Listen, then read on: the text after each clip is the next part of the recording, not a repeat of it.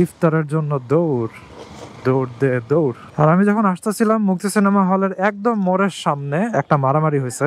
তবে কেন জানি এটুকু পর্যন্ত যে আসলাম অত বেশি একটা জ্যাম খাওয়া লাগে নাই। আজকে আমার কি লাক ভালো নাকি, বেঁচে গেলাম মনে হইতেছে।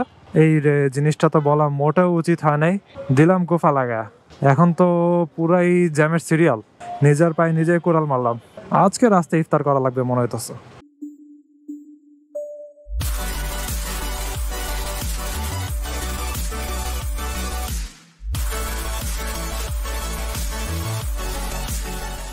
এই হোয়াট ইজ গোয়িং অন, সবার কি অবস্থা? এখন আমি ধানমন্ডি থেকে বের হয়ে যেতেছি, আর ঘড়িতে বাজে হচ্ছে 6:30 থেকে একটু বেশি। যাব পুরান ঢাকার দিকে, লালবাগের কাছাকাছি একটা ইফতারের দাওয়াত আছে। বাট ইফতারের আগে যেই পরিমাণের জ্যাম লাগে আমি জানি না আমি সময় মতো রিচ করতে পারবো নাকি। ইফতার রাস্তায় করা লাগে নাকি ঠিক নাই, আবার মাঝখানে অনেক রাস্তাতে হচ্ছে ভাঙচুরের কাজ চলতেছে, রাস্তা ভাঙা। আর এই যাত্রা পথের ভিতরে এই 3টা জায়গাতে রাস্তা ভাঙা পাবো। Whatever, let's get going. ইফতারের জন্য দৌড়, দৌড় দে দৌড়।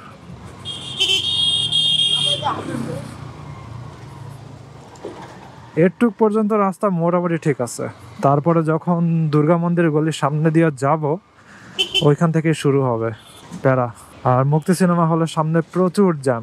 আমি বিকাল 4:30টার দিকে ওদিক দিয়ে আসছি, বাসায় এসে শাওয়ার নিয়ে জাস্ট 20 মিনিটসের মতো একটু ঘুম দিছি। তারপরে এখন আবার বের হইতেছি। মুক্তি সিনেমা হলের সামনে এক্সেসিভ লেভেলের জ্যাম। আর আমি যখন আসতেছিলাম মুক্তি সিনেমা হলের একদম মোড়ের সামনে একটা মারামারি হয়েছে। তখন আমার হেলমেটে ক্যামেরা লাগানো ছিল না, তাহলে আপনাদেরকে দেখাতে পারতাম। ওইটা হচ্ছে এক রিক্সাওয়ালা, ব্যাটারি রিক্সাওয়ালা, সে হচ্ছে ভাঙ্গাচুরা রাস্তার উপর দিয়ে যাইতেছে। এখন রাস্তার অবস্থা তো এমনি খারাপ, তার উপরে ব্যাটারিওয়ালার একটু জোরেই টান টুন দেয়। একজন পথচারী তার মাথায় গিয়ে বাড়ি খেয়েছে রিক্সার সাইডের যেই লোহাগুলো আছে।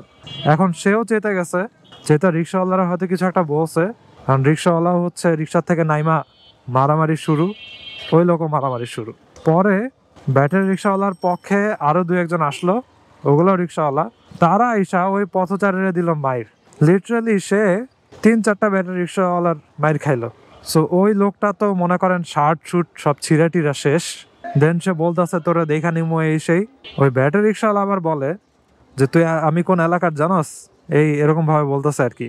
এবং তারা দেখে খুবই ইয়াং একটা ছেলে মনে হইলো, বাট এমন ভাবে বলতেছিল যেন বিশাল বড় কোনো এক নেতা। সো আমরা যারা বাইকাররা আছি তারা তো মনে করেন রাস্তা দিয়ে চলার সময় বিভিন্ন জায়গাতে এগুলো ফেস করতেই হয়।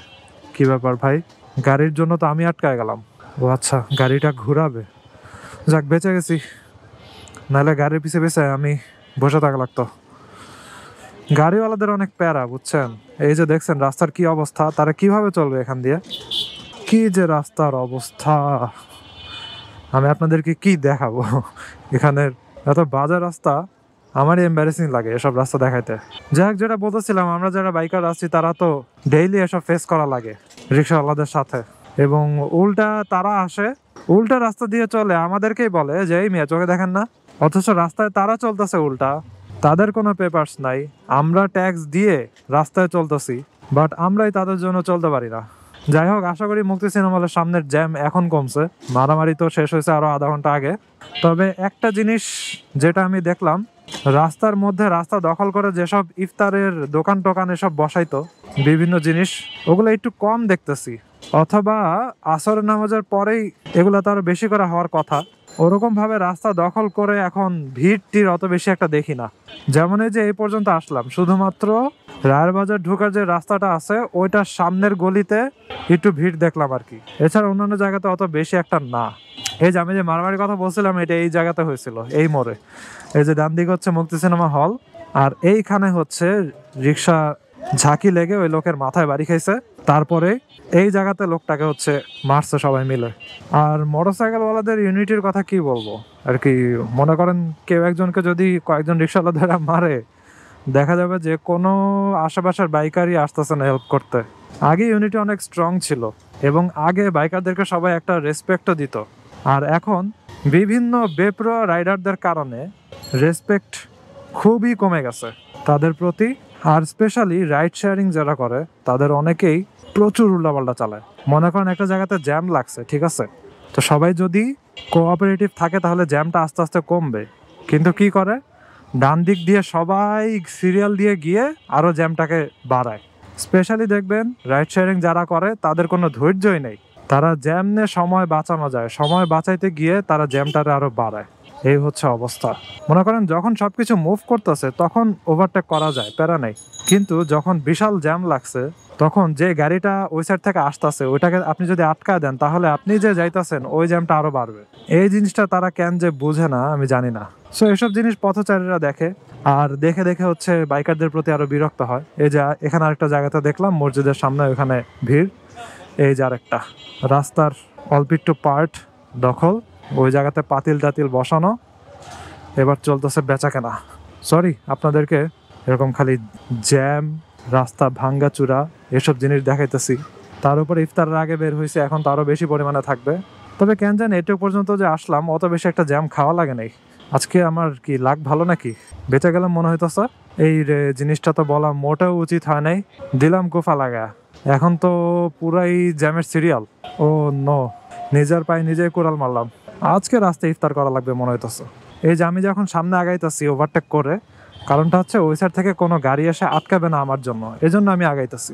বাট যদি কোনো গাড়ি আসতে দেখতাম আমি ঠিকই সাইডে চেপে দাঁড়া থাকতাম। এই যে এখন আমি গাড়িটার পিছনে সুন্দর মতো হচ্ছে সিরিয়ালে দাঁড়া থাকবো, তাহলে অন্যান্য গাড়ি ট্রাক যেই হোক আসতে পারবে। ইফতারের আগে শেষ বেচা কিনা চলতেছে পুরাই রমরমা। এবং এটা হচ্ছে ট্যানারির মোড়, শাহী মসজিদ বলে এটাকে। দেখেন মানুষেরা পারলে আরে গায়ের সাথে পুরা ঘষতেছে, যাওয়ার কোনো জায়গা নেই। ওই যে দেখেন ইফতারের বেচা কেনার ভিড়। মোটরসাইকেলের ঘড়িতে বাজে 6টা 3, আর আমি এখন আটকায় আছি ট্যানারির মোড়ে। ইফতার কোথায় হবে আই ডোন্ট নো, তবে মোটরসাইকেলের ঘড়িটা আমার একটু আগানো আর কি, 10-15 মিনিটের মতো আগানো। সো অ্যাকচুয়ালি এখনো 6টা বাজে।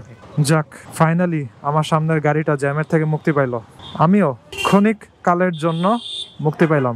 সামনে ট্যানারির মোড়ের এই যে জুতার যে দোকানগুলো আছে, আর এই মোটরসাইকেলটা এত পরিমাণে হর্ন বাজাইতেছে। জুতার যে দোকানগুলো আছে এগুলো হচ্ছে নতুন মার্কেট খুলছে এবং প্রচুর কাস্টমার্স আর কি, ঈদের সময় আসছে তো জুতা বেল্টের দোকানে এখানে অনেক কাস্টমার। আমি ডান দিকে আপনাদেরকে দেখাই কি পরিমাণে মোটরসাইকেল পার্কিং করা। এই যে দেখেন এই মার্কেটটা নতুন হয়েছে, এই যে এখানে গাড়ি মোটরসাইকেল সব। আমি যখন বিকাল আসছি তখন আরো বেশি ছিল। আর এদিকে রাস্তার যে দোকানগুলো আছে এগুলাতেও। আমি নিজেই আসবো কয়দিন পরে বেল্ট কিনবো, তবে হয়তো ঈদের পরে কিনবো, এখন দাম বেশি যাবে। তারা দোকানগুলো সাজাইছে অনেক সুন্দর করে, দেখছেন।